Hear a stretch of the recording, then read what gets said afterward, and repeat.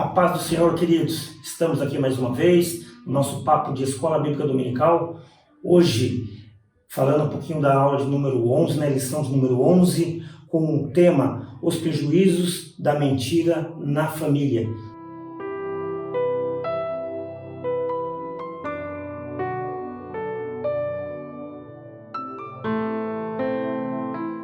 Só que antes de adentrar nesse tema tão rico e tão próspero, eu gostaria de parabenizar a pessoa que está aqui ao meu lado hoje, o pastor Sérgio Dublinski. Pastor, muito obrigado pela sua presença, pela sua cooperação. Hoje é o segundo domingo de maio, denominado aí o dia do nosso pastor, Então, fica aqui meus parabéns, não somente para o senhor, mas para todo o corpo de obreiro pastoral da nossa congregação. Amém. Obrigado. Agradeço o presbítero Eduardo e para mim é uma satisfação estar aqui participando desse podcast. A lição do trimestre é de extrema importância para a igreja e fala de temas muito importantes relativos à família, E basicamente essa lição número 11 estaremos tratando aqui dos prejuízos da mentira na família. Agradeço desde já a sua presença, ao convite de poder participar desse trabalho, também ao nosso irmão Davidson que está aí na filmagem, sempre aí colocando a sua vida à disposição desta obra edificante. Amém? Amém, queridos. Um prazer a todo nosso, pastor Sérgio, recebê-lo aqui. Queridos, esse trimestre nós estamos falando sobre relacionamentos em família, superando desafios e problemas com a palavra de Deus, ou seja, os exemplos da palavra de Deus, para nós superarmos esses desafios que aparecem no decorrer da nossa caminhada. E hoje, falando aqui dos prejuízos da mentira na família, já me traz à memória a nossa aula de número 2, onde nós falamos sobre a predileção dos pais e dos filhos, E ali nós tivemos ali um tópico muito importante, onde que Rebeca, juntamente com seu filho Jacó, eles fazem uso da mentira para enganar tanto o seu esposo Isaac e automaticamente atingindo o seu filho Esaú. Mas hoje nós iremos falar os prejuízos da família, os prejuízos da mentira no meio da família. E o nosso texto áureo, ele se encontra lá em Colossenses, capítulo de número 3, versículo de número 9, onde que ele vai nos dizer assim: não mentais uns aos outros, pois que já fostes despedidos do velho homem, com os seus feitos. E a verdade prática, ela vem nos dizer que a mentira pode até dar flores, mas não produz fruto para o bem. Infelizmente, nós vemos que a mentira, no meio da família, ela causa muitos danos, como nós já falamos aqui da mentira de Rebeca, justamente com Jacó, Mentiram para o seu esposo e pai de Jacó, Isaac, Trouxe um grande e terrível desprezo para aquela família. E hoje a nossa introdução da nossa aula vai dizer assim, a lição dessa semana traz uma reflexão muito pertinente. Mesmo depois de receber o derramamento do Espírito Santo, a igreja primitiva foi atacada por Satanás, por meio de um instrumento que é capaz de levar à destruição para as relações humanas, a mentira. A história bíblica de hoje é de Ananias e Safira. É um alerta quanto ao malefício da mentira em nossa família. A vida de Ananias e Safira foi marcada negativamente pela mentira que o casal proferiu no início da igreja. Ao longo da história da igreja, pós-Pentecostes, no livro de Atos dos Apóstolos, um sentimento amoroso de partilha a respeito dos pobres dominava a igreja cheia do Espírito Santo.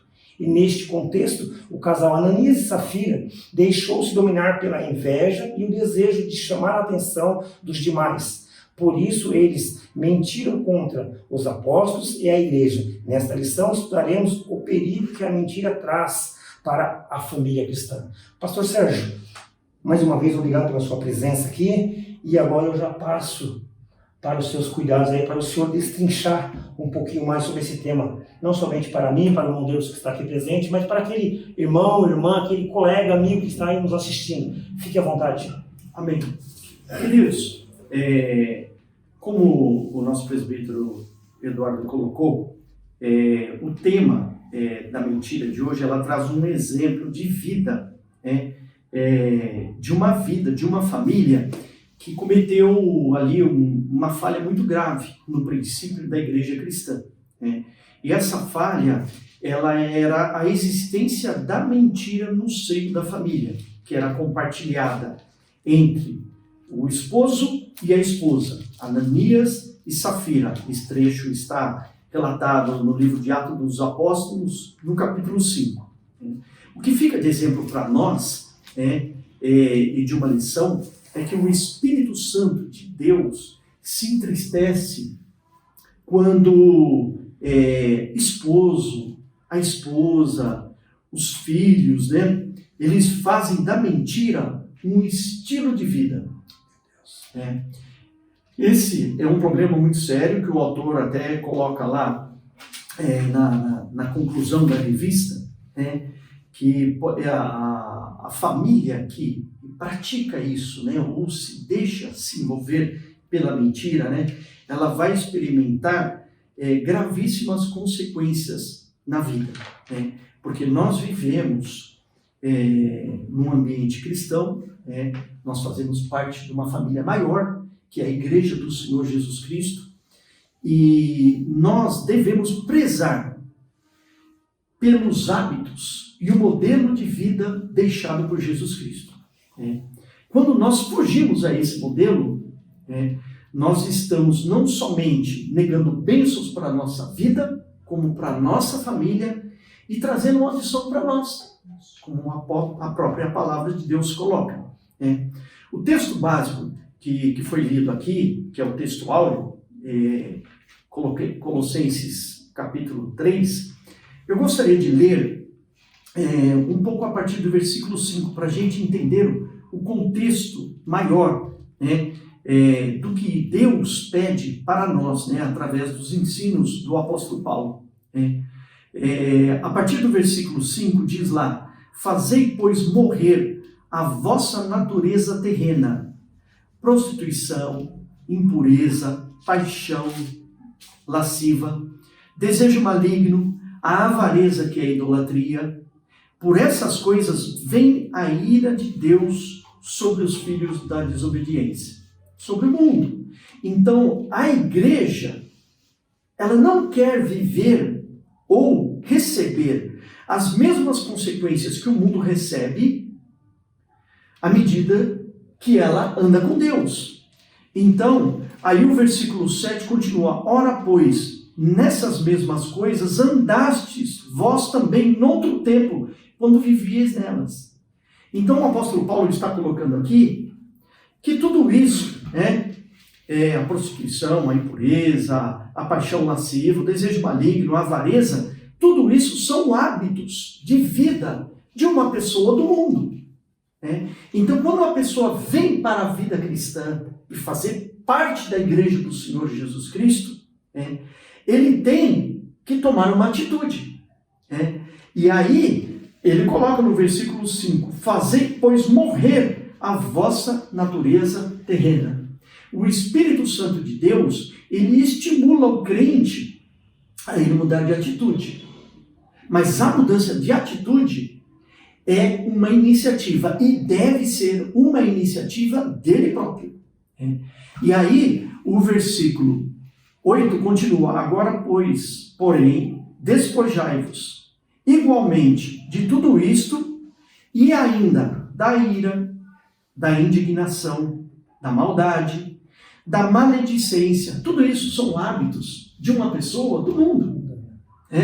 Então, quando você vive num ambiente de trabalho, onde as pessoas não são crentes, elas, ali, a ira faz parte do dia a dia, o descontrole emocional, a indignação, a maldade, a maledicência, falar mal das outras pessoas. Isso é uma atitude de uma pessoa mundana. O cristão, ele tem que ser diferente. Linguagem obscena do vosso falar. Então essa linguagem obscena, a linguagem através de gírias, são hábitos mundanos. Não mintais uns aos outros. Por quê? Porque o apóstolo Paulo reconhecia que isso também é um hábito mundano. O hábito da mentira. Uma vez que vos despistes do velho homem com seus feitos e vos revestistes do novo homem que se refaz para o pleno conhecimento segundo a imagem daquele que o criou, no qual não pode haver grego nem judeu, circuncisão nem circuncisão, bárbaro, cita, escravo, livre, porém Cristo é tudo em todos. Então, como o apóstolo Paulo coloca tudo isso como hábitos, nós não conseguimos mudar hábitos do dia para a noite. Isso. Então, quando você vem para o reino de Deus e vem para desfrutar uma vida com Cristo, espera-se de você que você tome atitudes para que esses hábitos se modifiquem. Então você passa a ter uma vida de oração, você passa a vigiar, é uma vida de vigilância, e você tem que cultivar a leitura da palavra de Deus. Por quê? Porque a mente fala daquilo que ela está cheia. Então, a pessoa, quando ela aceita Jesus, ela tem que se encher da palavra de Deus. E vigiar. Então ela vai ler a Bíblia, vai fazer do hábito da leitura da Bíblia um hábito diário, para que ela se encha de coisas novas na sua vida, para que a sua mente seja a mente de Cristo. E a partir daí, as suas atitudes sejam modificadas. E aí vem o fruto do Espírito: a paz, a longanimidade, a mansidão, a temperança, a fé. Tudo isso vem à medida que o cristão começa a andar com Cristo e ele cultiva o fruto do Espírito. E fruto é para ser cultivado. Amém? E o interessante que o pastor Sérgio está mencionando aqui, essa última fala dele, se encontra baseada aqui no versículo número 12. Revesti-vos, pois, como eleitos de Deus, santos e amados, de entranhas de misericórdia, de benignidade, humildade, mansidão, longanimidade. E o mais interessante está agora por vir. Suportando uns aos outros, perdoando uns aos outros. E se alguém tiver queixa contra o outro, assim como Cristo vos perdoou, assim fazei vós também. Olha que ensinamento já tão maravilhoso nessa introdução desta aula que o pastor Sérgio já vem ministrando para os nossos corações, né? Você, querido amigo, querido irmão que está nos assistindo, e porventura está passando por um momento desagradável no seu lar, no seu ambiente de trabalho, no seu local de estudo, por alguma adversidade que tenha ali surgido, faça como o apóstolo Paulo nos ensina, né? Revesti-vos, pois, como eleito de Deus, ou seja, revista-se da autoridade do poder que há em Cristo Jesus, que você vai ver que o seu lar, a sua casa, o seu local de trabalho, o seu local de estudo, seja na faculdade, nos cursos que você esteja fazendo aí, seculares, mas você vai ver que você sendo revestido do poder de Deus, da autoridade de Deus, você vai ver que as coisas irão mudar sobre a sua vida, não é isso, pastor Charles? Isso mesmo.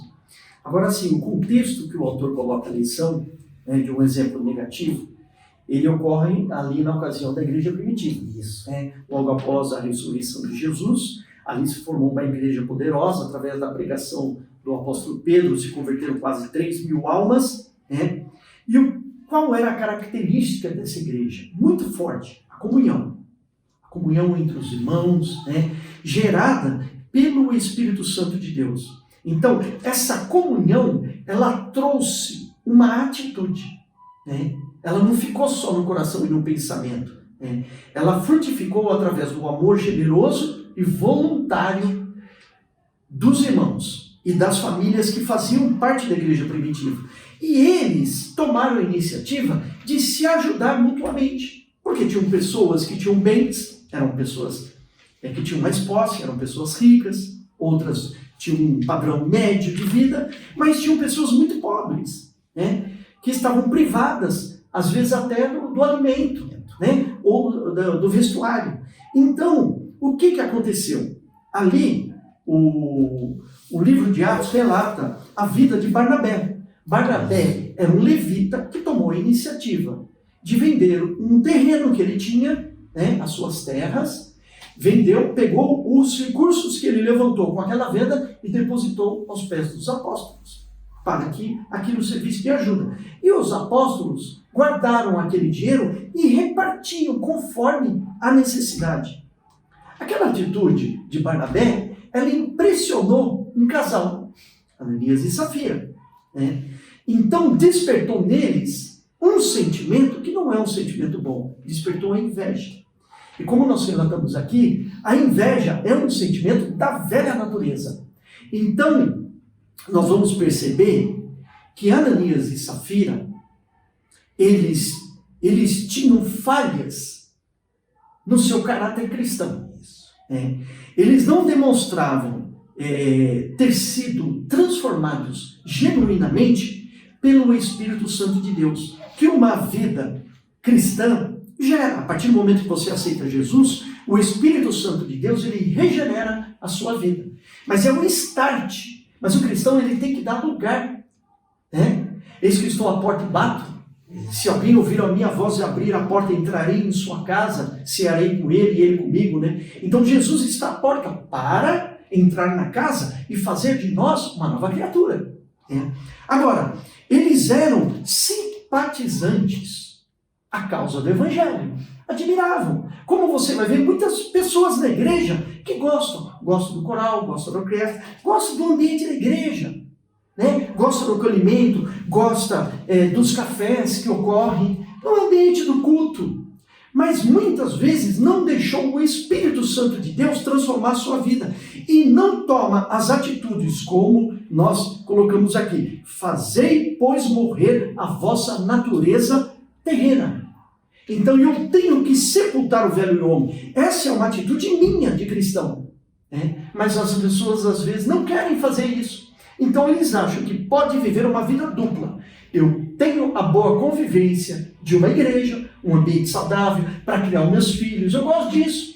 Lá na igreja os meus filhos convivem com outros jovens, outras crianças que não falam palavrão, mas que não mentem, que têm um coração aberto e generoso.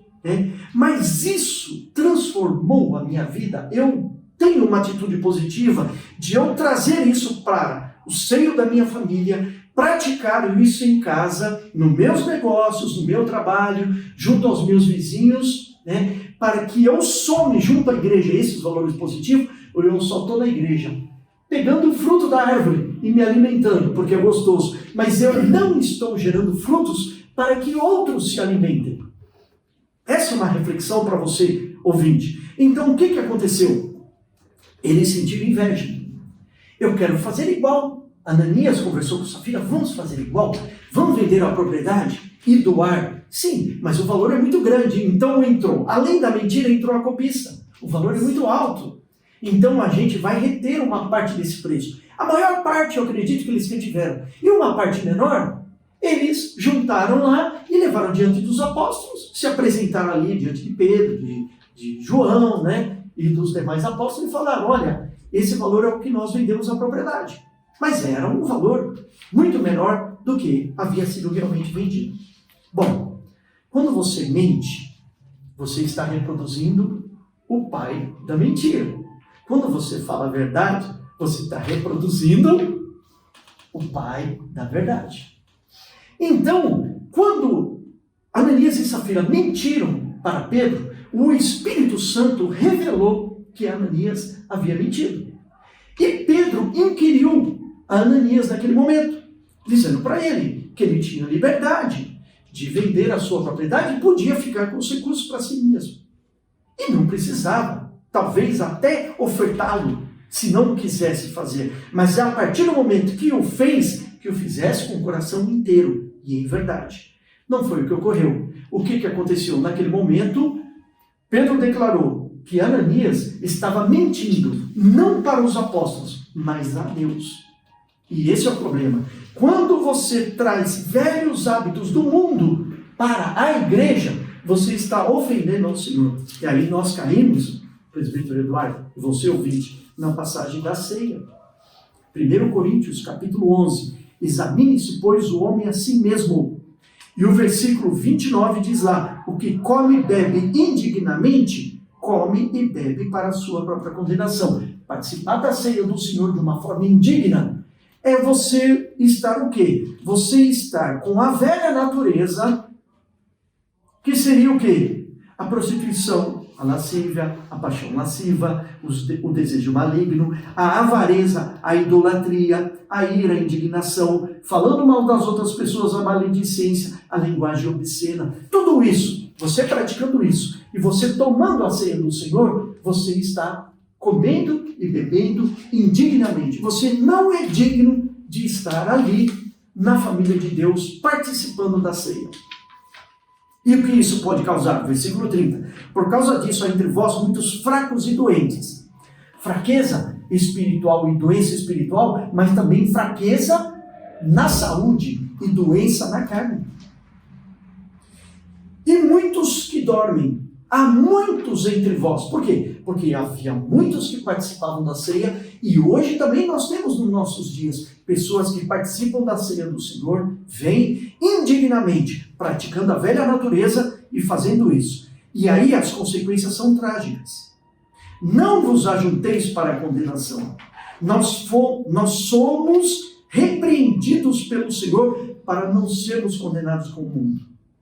Então, quando nós fazemos essas coisas, Deus vai nos repreender. Como? O que eu plantar, eu não vou colher, e se eu colher, eu vou perder.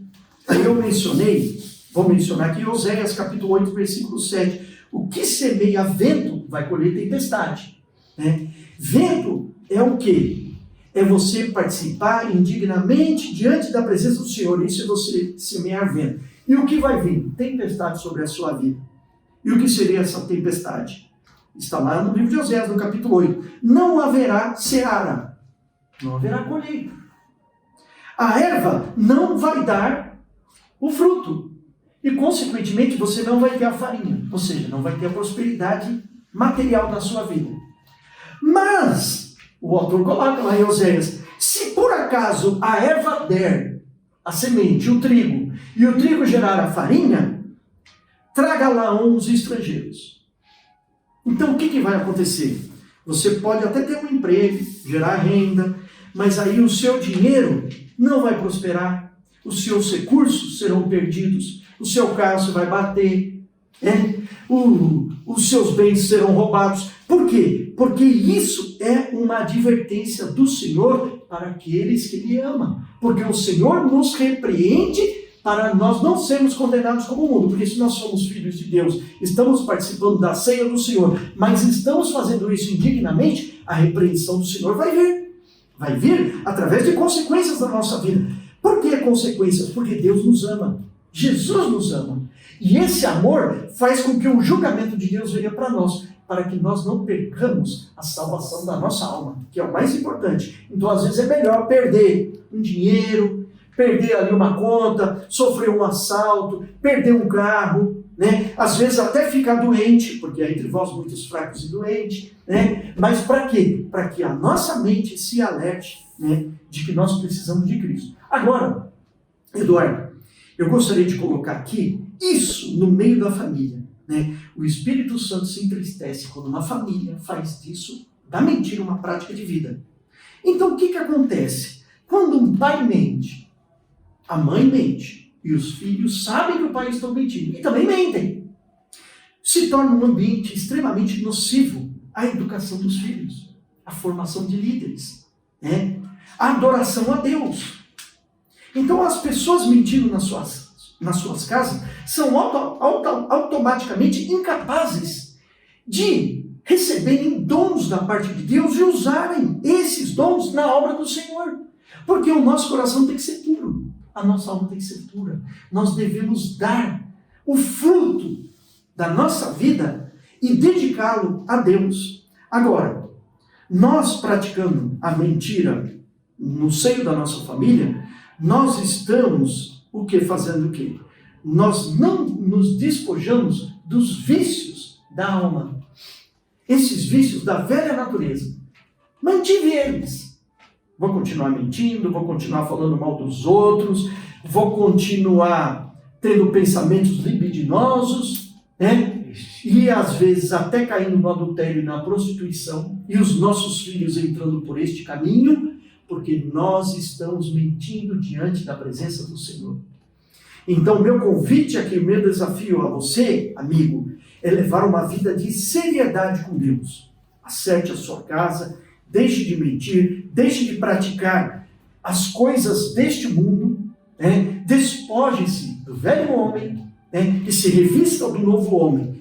E como chefe de família, seja um exemplo na sua casa, para que os seus filhos olhem para você e falem: o meu pai, a minha mãe, são pessoas que dizem a verdade, que não falam mal dos outros, que não cultivam maus hábitos. Agora, mentir significa estar na carne. Falar a verdade significa andar no espírito.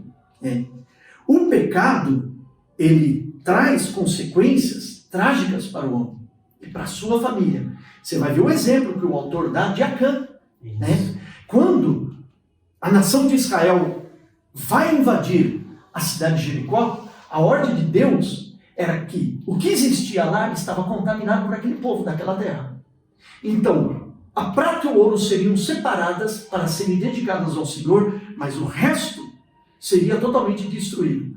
Acã, ele estava entre o povo de Israel, era um judeu, entrou na cidade de Jericó, e ali, numa daquelas casas, ele viu ali uma porção de prata.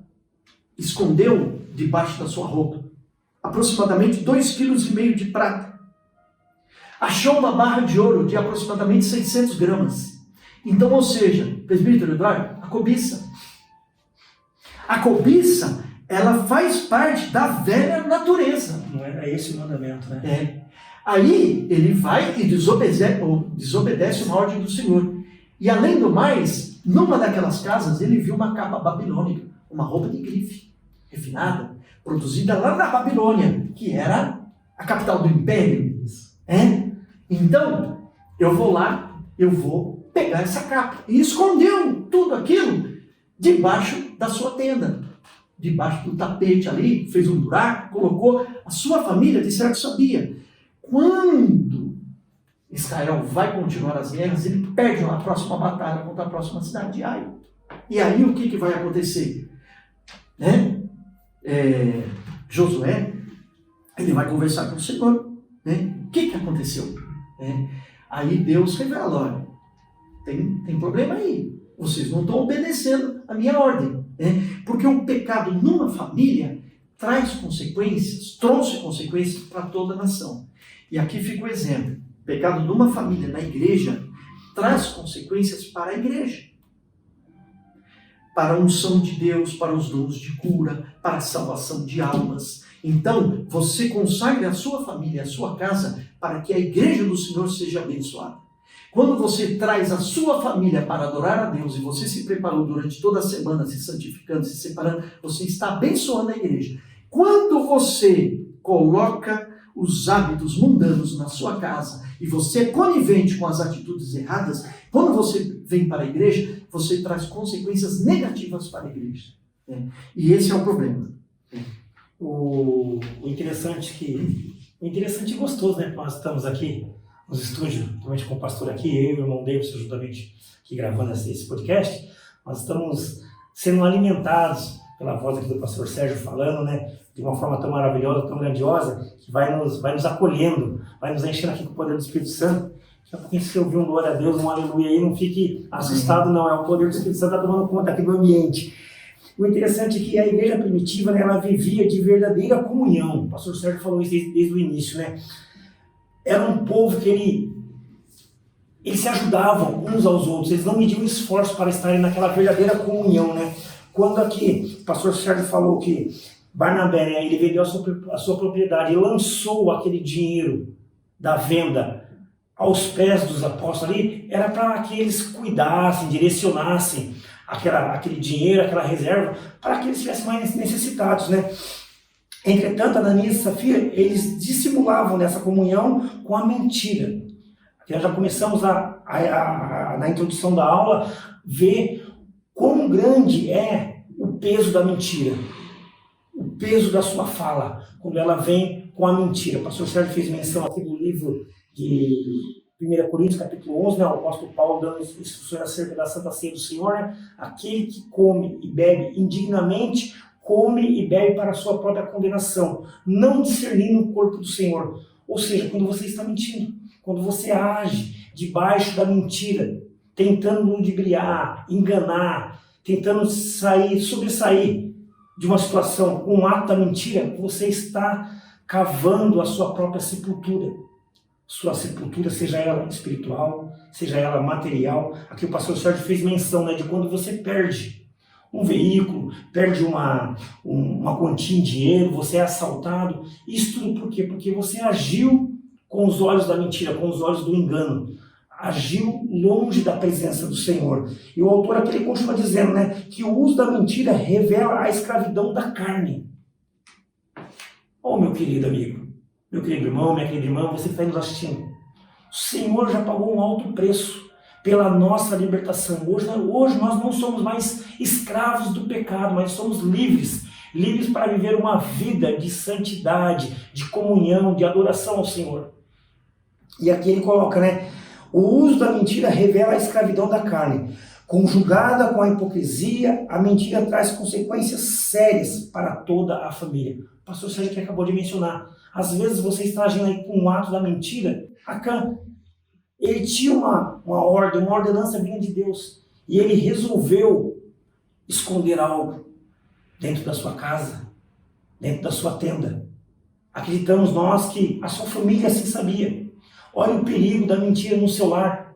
Olha o perigo de você, com essa fala tão enganosa. Seus filhos estão crescendo. Seus filhos estão aprendendo como é o seu lidar através da mentira. É isso que ele está aprendendo também. E olha como lindo foi a explanação do pastor Sérgio quando ele disse que até mesmo você que está dentro da igreja, nesse ambiente favorável, nesse ambiente gostoso, eu te convido, entregue-se por inteiro ao Senhor Jesus. Ele quer adentrar a sua vida. O pastor Sérgio fez menção aqui do evangelho ao qual escreveu João, capítulo de número 10, versículo número 10. Eis que estou à porta e bato. Se você que está aí nos assistindo, nos ouvindo, abrir a porta do seu coração, o Senhor Jesus Cristo ele vai adentrar não somente o seu coração, ele vai adentrar a sua casa, ele vai fazer morada, e você vai ver que a sua situação, ou seja, esse velho homem a qual fora mencionado aqui, ele vai cair por terra e você vai ser livre, livre para adorá-lo, para viver uma vida de íntima comunhão com o Senhor. O senhor pode continuar. Amém. Querido, é bom frisar que o presbítero Eduardo colocou, e eu já tinha colocado antes, de você ter perdas na vida em função de você estar na igreja e cultivar hábitos do velho homem, não é castigo de Deus, é bênção de Deus na sua vida, porque Jesus nos ama. Então, quando estamos procedendo errado, a correção de Deus, ela vem na nossa casa como bênção para nós. Agora, se eu continuar praticando isso e ignorar os avisos que Deus dá na minha vida, através das perdas que ocorrem na minha saúde, na minha vida, nos bens materiais que eu tenho, com um aviso de Deus para eu me corrigir, aí eu vou enveredar pelo caminho da perdição. E o castigo verdadeiro virá com a perda da sua salvação. Enquanto estamos nessa vida, isso não é castigo para nós, isso é bênção de Deus, porque a repreensão do Senhor, ela deve ser considerada como uma bênção de Deus na nossa vida. Agora, aqui, só para concluir, o que fazermos para conquistarmos uma vida de verdade na presença de Deus e cultivando os hábitos que são o fruto do Espírito na nossa vida? Nós devemos ter uma vida de oração, não somente em casa, mas vir à igreja. O presbítero Eduardo é o líder do culto de oração aos domingos de manhã, e aqui fica o convite para você, meu amigo. É gostoso orar em casa. Eu também oro em casa. Oro, tenho o meu devocional, faço oração com a minha família. Também, às vezes, levanto de madrugada para orar. Mas é de suma importância também você orar na igreja. Estar aqui nos cultos de terça-feira, que tem um período de oração que antecede o culto da palavra. E estar aqui nos domingos de manhã. E nos cultos de oração, quando a igreja convoca. Estar aqui participando da oração conjunta com os irmãos. E depois da oração, um café da manhã de comunhão, de você poder compartilhar com os irmãos. Queridos, esse é o exemplo da igreja primitiva. Eles estavam juntos no partir do pão. Então, café, você está lá, uma refeição junto com os irmãos. Na oração. E no quê? No ensino da palavra. né? Agora, vigiar, extrema importância. Nós devemos estar de olho em nós mesmos, porque nós podemos errar, presbítero Eduardo, e erramos. Mas a gente vigiando, o que a gente faz? A gente se conserta. Então nós temos que estimular na família, sempre dizemos a verdade. Porque se errarmos, nós devemos assumir o nosso erro. E aí o nosso filho, a nossa esposa, os nossos filhos vão olhar para nós e falar, puxa, o papai erra. Mas quando ele erra, ele vai lá e diz que ele errou e pede perdão. Ou seja, devemos estimular a prática do perdão em casa, do pedir perdão quando nós erramos. Assumimos que somos fracos, né? Assumimos que nós podemos errar, né? Agora, a submissão a Deus, ela é muito importante. Além de orar, de vigiar, a submissão a Deus. Mas como é que eu me submeto a Deus? Conhecendo os mandamentos do Senhor que estão na sua palavra. Como eu conheço os mandamentos do Senhor? Lendo a Bíblia. Então, se você é uma pessoa que quer ter uma nova vida com Cristo e não está conseguindo, eu faço um convite aqui para você. Passe a ser um leitor intenso da palavra de Deus. E quando eu falo ler a palavra de Deus, não é você fazer como antigamente fazia na caixinha de promessa lá e tirava um versículo, ou abrir a Bíblia no livro de Salmo e ler lá 1, 2, 3 versículos. Não, é você ter um programa de leitura diária da Bíblia, de forma que durante um ano, ou até um pouco mais que isso, você leia a Bíblia na sua totalidade. Amém? Deus abençoe a sua vida. Obrigado, presbítero Eduardo. Olha que interessante que o autor aí coloca aqui, na sua conclusão, está lá em 1 Timóteo capítulo 3, versículo 15, que a Bíblia diz que a igreja é a coluna e a firmeza da verdade. Glória a Deus. E ele continua, portanto, ainda que num primeiro momento possa parecer difícil, o caminho da verdade é sempre melhor. Interessante isso, né? Querido amigo, querida amiga, querido irmão, você que está nos assistindo, esse foi mais um papo de Escola Bíblica Dominical, né? O pastor Sérgio já fez menção aqui do período de consagração que nós temos aqui todo domingo pela manhã, a partir das 8 horas da manhã. Você que está nos assistindo é nosso convidado especial, venha participar. Ele já bem falou, é bom morar na sua casa, é maravilhoso, mas é gostoso quando nós estamos em comunhão. O corpo de Cristo está todo mundo junto ali, na oração, no correr das lágrimas, na alegria, no gozo, o gozo a qual o Espírito Santo traz para as nossas vidas. E logo após nosso período de oração, tem uma breve palavra dominical aí, e depois, como ele já bem mencionou, um café dominical abençoado, onde as famílias se reúnem, se confraternizam, se alimentam, todos juntos na casa do Senhor Jesus Cristo. Queridos, estamos chegando ao final desse trimestre, como eu já falei desde o início, né? Hoje já é a aula de número 11. Mais uma vez aqui eu quero parabenizar o pastor Sérgio por essa data, segundo domingo, né? Onde nós comemoramos o dia do nosso pastor. Um abraço ao nosso pastor Sérgio, amigo aqui presente, a você pastor, ou você pastores de todo o Brasil, né? Que está nos assistindo. Desejamos aqui um feliz dia do pastor para você, que o Senhor continue sendo o Senhor sobre a sua cabeça, continue te abençoando e dando saúde e guardando a sua vida, abençoando o seu lar. Esse foi mais um papo de Escola Bíblica Dominical. E para encerrar, eu gostaria de pedir para você, compartilhe esse vídeo, ajude-nos a abençoar outras famílias. Estamos aí nas plataformas digitais do Facebook, do YouTube, do Instagram, do Deezer, do Spotify, do TikTok. Então são inúmeros canais. Ajude-nos a propagar o Evangelho da Salvação. Deus abençoe. Forte abraço. Fique com Deus. Deus abençoe.